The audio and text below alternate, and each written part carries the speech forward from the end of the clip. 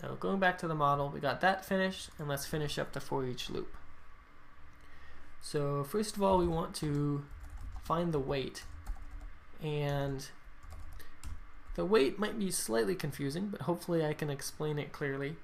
What I want to do is I want to give each of the tags a specific weight. We're going to give it a value between 1 and 10, with 10 meaning that it's extra important because there are a lot of articles that have used that tag, and 1 being the least important. Very few articles have used that tag. And what we're going to do is we're going to create a weight variable and call it weight.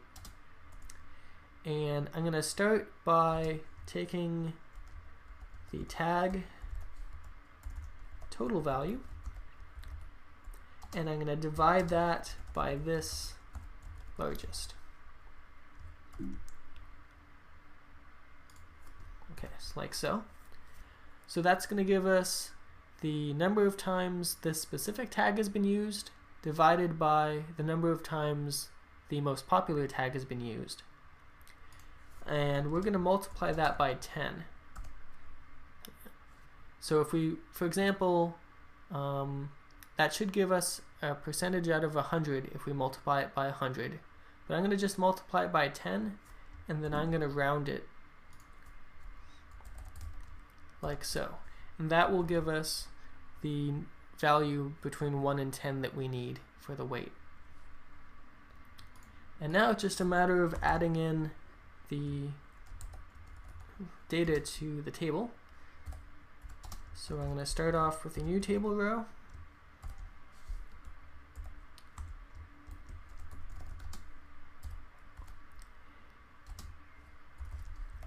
And the first table data cell will include tag ID.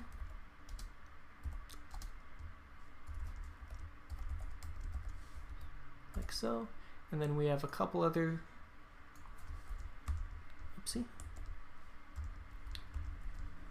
We want tag ID, we want the name, we want the total, and finally we want the weight, which I'll put here.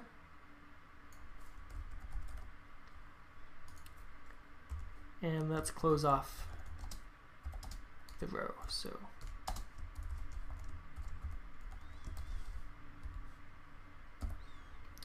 okay, so that's set. Let's go ahead and preview this. One thing I do want to fix quickly before we preview this is we want to make sure this function is fine. So let's go ahead, go back to the TagCloud model. And for the moment, when this function is called, let's simply return nothing like so. So let's preview this and see what we get. Okay, quick fixes here. On line 70.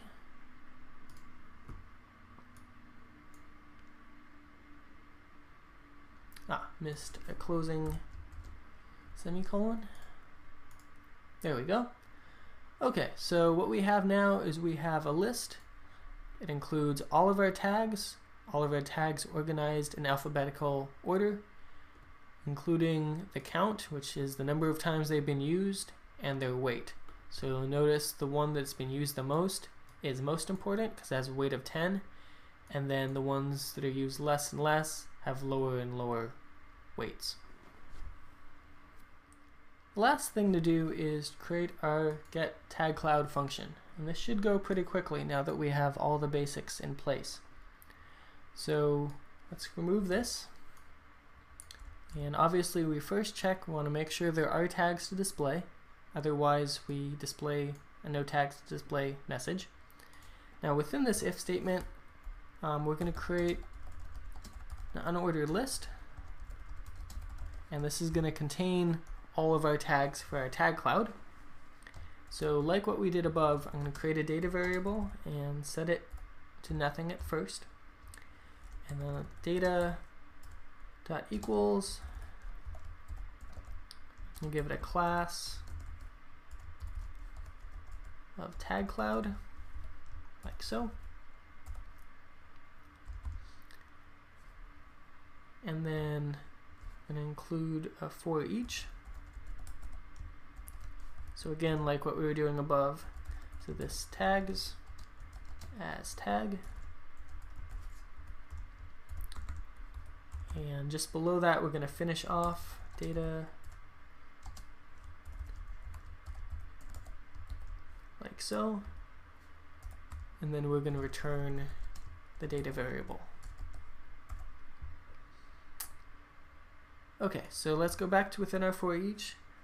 We want to find the weight, because that's how we're going to specify what CSS class to give our link.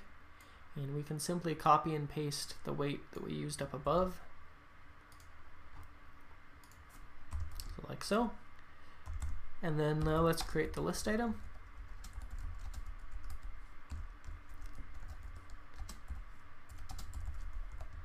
So li. And it's going to be a link.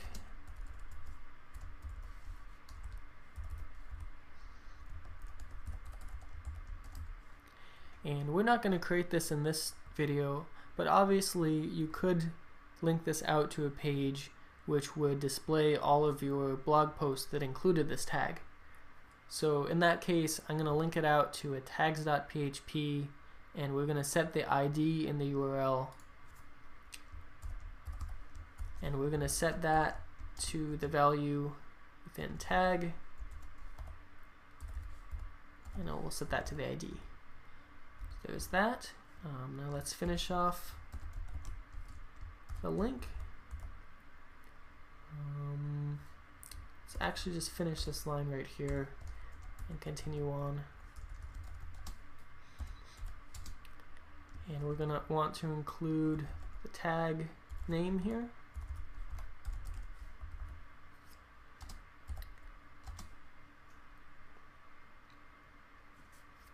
Excuse me, actually. So we include the link, we want to actually include a class as well. I missed that. So class equals,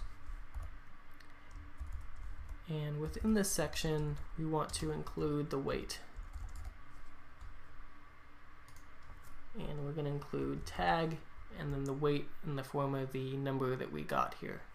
So if this was a weight 1, the class would be tag and the number 1. Okay, so that finishes off our link. We have the tag name, and we finish off the link and the list item, like so. I noticed one quick typo that we needed to fix. If you look on the line above, you'll need to change the single quote. You need to make that an equals and then move the single quote just before the class statement. So that will fix the link. There was an issue before. And then one other thing that I noticed that was a little bit strange, just a weird Safari browser quirk. But if you save this and let's go to preview. Let me refresh and go down. You'll notice that we get our TagCloud and items have spaces in between them, but this one is very obviously extending past the border. And I have to admit, I'm not completely sure why this fixes it, but if you go ahead and add a new line, like so, that takes care of part of it. Let me refresh. And things start looking a little bit better, but we still have this turquoise link issue. So if you go back to view, and instead of margin right, let's change that to padding. And we're going to add 0 top and bottom padding and 5 pixels left and right, and that should take care of it. It's a little bit quirky like that. I'm not exactly sure why that happens. I may need to do some more research.